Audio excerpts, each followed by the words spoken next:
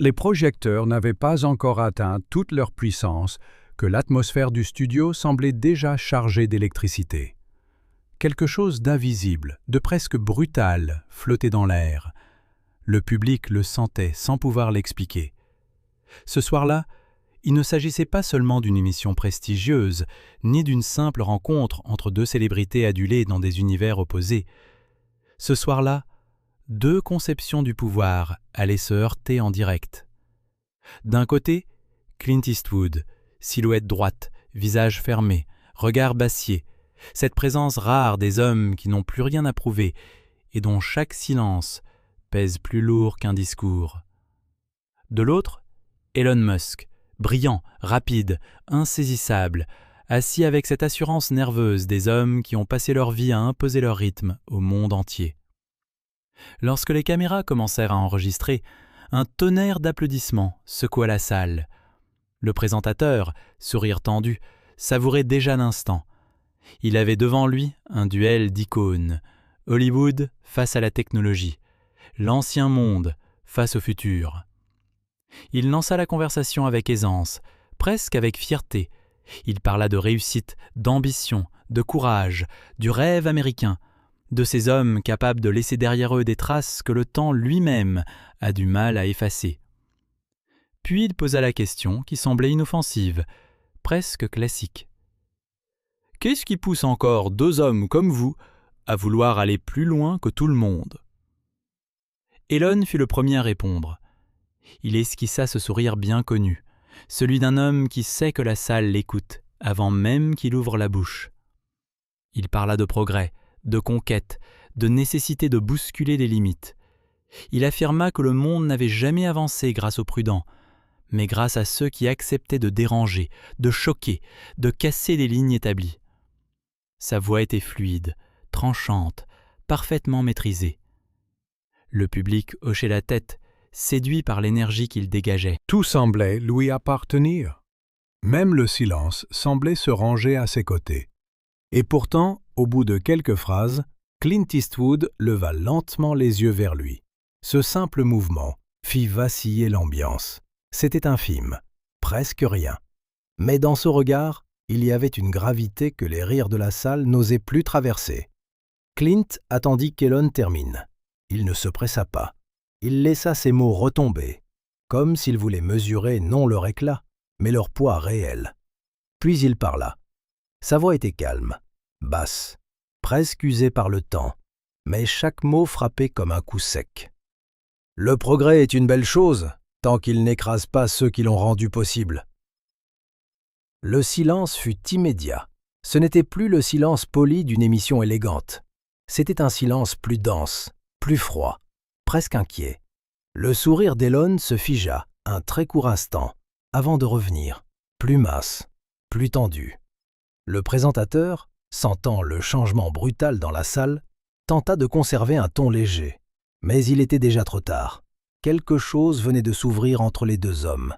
Quelque chose qu'aucune formule de télévision ne pouvait refermer facilement. Elon croisa les bras, se redressa légèrement dans son fauteuil et répondit avec une pointe de défi. « Vous pensez que les grandes choses se construisent sans pression, sans décision dure, sans accepter de froisser des gens ?» Clint ne détourna pas le regard. « Je pense qu'un homme peut bâtir un empire et rester vide à l'intérieur s'il oublie le prix humain de sa propre ascension. » Dans les premiers rangs, plusieurs visages changèrent. Certains semblaient fascinés, d'autres mal à l'aise. Ce n'était plus un débat d'idées, c'était une mise à nu progressive. Elon tenta de sourire, mais son assurance avait perdu un peu de sa lumière. Clint, lui, n'avait pas bougé d'un centimètre. Il ressemblait à ces falaises que la mer frappe sans jamais réussir à ébranler. Puis il ajouta, d'un ton plus grave encore, « Les hommes qui montent trop vite finissent souvent par confondre hauteur et grandeur. » Cette phrase tomba comme une sentence. Le journaliste ouvrit la bouche, prêt à intervenir, mais aucun mot n'en sortit.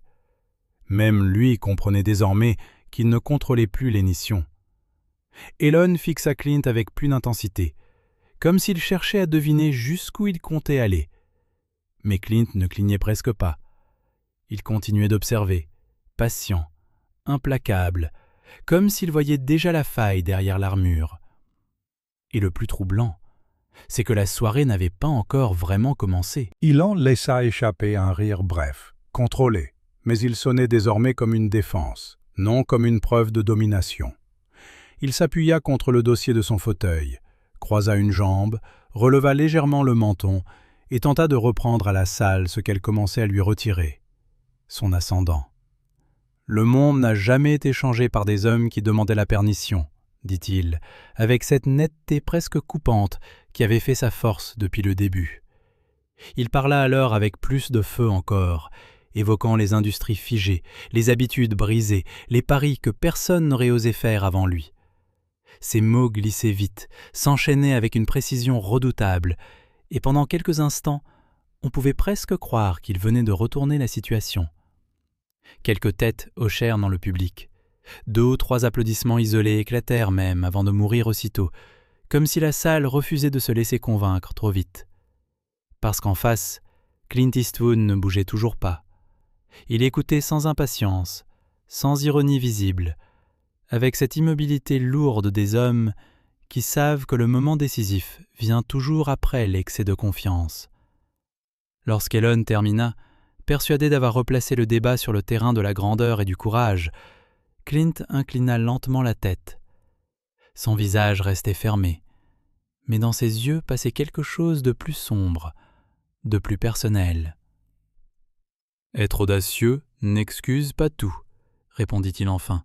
« Il y a des hommes qui prennent des risques pour ouvrir des routes, et d'autres qui brûlent ceux qui les suivent pour aller plus vite. » Cette phrase traversa le plateau comme une décharge. L'effet fut brutal. On sentit presque la température du studio changer. Elon cessa de sourire. Le journaliste se redressa sur son siège. Dans le public, des visages qui jusque-là se contentaient d'observer commencèrent à montrer autre chose, de l'attention pure, presque douloureuse. Clint poursuivit, sa voix toujours calme, mais plus lourde encore. « Le pire n'est pas de tomber. Le pire, c'est d'arriver tout en haut et de découvrir qu'il ne reste plus personne qui soit heureux de vous y voir. » Elon le fixa, cette fois sans masquer la tension qui montait en lui. « Vous parlez comme si le succès était une faute !» lança-t-il. La réplique était ferme, mais il y avait derrière elle une crispation nouvelle.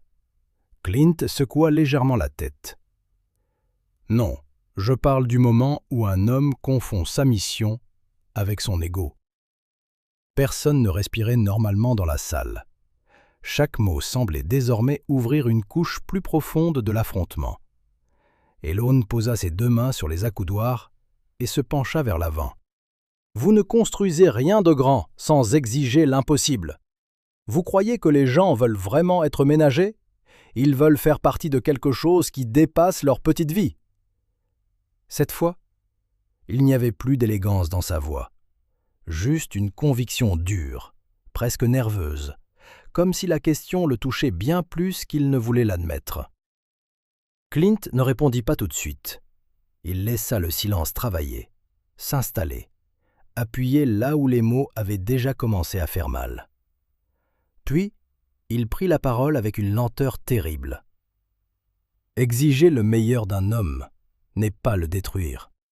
Lui faire croire qu'il n'est rien sans vous, ça, oui. Une femme au premier rang porta sa main à sa bouche. Le présentateur tenta un sourire incertain, mais même lui semblait pris dans quelque chose qui le dépassait. Elon détourna brièvement les yeux. Juste une seconde. Mais cela suffit. Clint vit cette faille et avança encore, sans hausser la voix. « Dites-moi, Elon, parmi tous ceux qui ont travaillé jusqu'à l'épuisement pour vos rêves, combien garderaient encore la même admiration si on leur demandait de parler sans peur ? » Le coup fut net, pas spectaculaire, juste précis. Une question simple, mais si lourde qu'elle sembla aspirer tout le bruit du studio. Elon ouvrit la bouche, puis la referma. Ce n'était pas qu'il n'avait rien à dire, c'était pire. Il comprenait qu'aucune réponse rapide ne suffirait. Ses doigts tapotèrent à l'accoudoir une fois, puis s'arrêtèrent. Son regard, d'ordinaire si vif, paraissait retenu par une pensée qu'il ne voulait pas laisser sortir en public.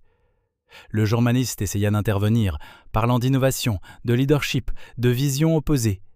Personne ne l'écoutait vraiment. Toute la salle était suspendue au visage d'Elon Musk, attendant la riposte qui ne venait pas. Et quand il parla enfin, sa voix avait changé. Elle n'était plus celle d'un homme en train de convaincre. Elle était plus basse, plus rugueuse, presque fatiguée. Quand on porte quelque chose d'aussi grand, on finit parfois par croire que tout le monde doit supporter le poids, sans se plaindre. La phrase n'était pas un aveu complet, mais c'en était nombre. Et cette ombre suffit à bouleverser la salle. Car pour la première fois de la soirée, l'homme qui semblait inébranlable donnait le sentiment de sentir lui-même le prix de sa propre ascension. Pendant une seconde interminable, Clint ne répondit pas. Il l'observa seulement, avec cette gravité rare qu'ont les hommes qui reconnaissent une blessure derrière l'orgueil. Puis il dit, d'une voix presque douce, et donc encore plus dure, « C'est ainsi que les empires deviennent des déserts. » Et cette fois, même Elon ne trouva rien à opposer. Le silence qui s'abattit après cette phrase n'était plus simplement lourd, il était presque irréversible. Comme si quelque chose venait d'être dit qu'on ne pouvait plus retirer, ni contourner, ni maquiller. Même les lumières du plateau semblaient trop fortes pour ce moment. Elon ne bougea pas immédiatement. Il resta là, figé dans son fauteuil, les yeux légèrement baissés, comme si, pour la première fois de la soirée, il ne regardait plus Clint, mais lui-même. Ce n'était pas une défaite visible, c'était bien plus subtil, bien plus profond. Le genre de moment où un homme comprend qu'il ne lutte plus contre un adversaire, mais contre une vérité qu'il a longtemps tenue à distance. Lentement, il inspira. Ses doigts se serrèrent, puis se relâchèrent. Et quand il releva enfin la tête, son regard n'avait plus cette brillance tranchante du début. Il y avait autre chose, une fatigue discrète, une lucidité nouvelle. « Vous savez, » commença-t-il, la voix plus basse, « quand on m'avance aussi vite que moi, on finit par croire que ralentir, c'est mourir. » Il marqua une pause, laissant ses propres mots résonner en lui. Alors on pousse, encore et encore, on demande plus, toujours plus, et on se convainc que c'est nécessaire, que c'est pour quelque chose de plus grand. Dans la salle, personne ne bougeait, pas un souffle, pas un murmure. Elon continua, cette fois sans chercher à contrôler l'image qu'il renvoyait. Mais à force de courir, on ne voit plus qui tombe derrière. Cette phrase, simple, presque fragile, frappa plus fort que tous ses discours précédents, parce qu'elle ne cherchait pas à impressionner. Elle disait juste ce qui était là, enfoui depuis longtemps. Clint l'écouta sans l'interrompre. Son visage ne montrait ni victoire ni jugement, seulement cette attention rare, presque grave, qu'on accorde au moment qui compte vraiment. Puis il hocha légèrement la tête. « Ce n'est pas la vitesse qui détruit un homme, » dit-il calmement. « C'est l'oubli. » Le mot resta suspendu. Oubli. Comme une faute silencieuse que personne ne veut reconnaître, mais que tout le monde comprend. Elon esquissa un sourire fatigué, un de ces sourires qui ne cherchent plus à convaincre qui que ce soit. Peut-être que j'ai oublié plus de choses que je ne veux l'admettre. Le présentateur, qui jusqu'ici semblait presque effacé par la force de l'échange, tenta de reprendre la parole, mais même lui sentit que ce moment ne lui appartenait plus. Ce n'était plus une émission. C'était une confession publique, inattendue, impossible à prévoir. Clint se pencha légèrement en avant, son regard fixé dans celui d'Elon, mais cette fois sans dureté. « Il n'est jamais trop tard pour regarder derrière soi, » dit-il, « mais il faut accepter de voir ce qu'on a laissé, même si ça fait mal. » Ces mots n'étaient plus des attaques, c'étaient des avertissements, ou peut-être des conseils. Elon resta silencieux quelques secondes. Puis, lentement, Il hocha la tête. Un geste simple, mais lourd de sens. « Peut-être que c'est ça, le vrai risque, » murmura-t-il. La salle sembla se réveiller doucement de cet instant suspendu.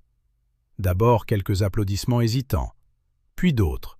Et soudain, comme une vague impossible à arrêter, tout le public se leva. Mais ce n'était pas un applaudissement de spectacle, c'était un respect brut. Pour ceux qui venaient de se passer, pour ceux qui venaient d'être compris. Le présentateur reprit finalement la parole, visiblement marqué. « Je crois que ce soir, nous avons assisté à bien plus qu'un débat. » Elon se tourna vers Clint et tendit la main, sans hésitation, sans calcul. « Je vous respecte, » dit-il simplement. Clint serra sa main avec cette fermeté tranquille qui n'a rien à prouver.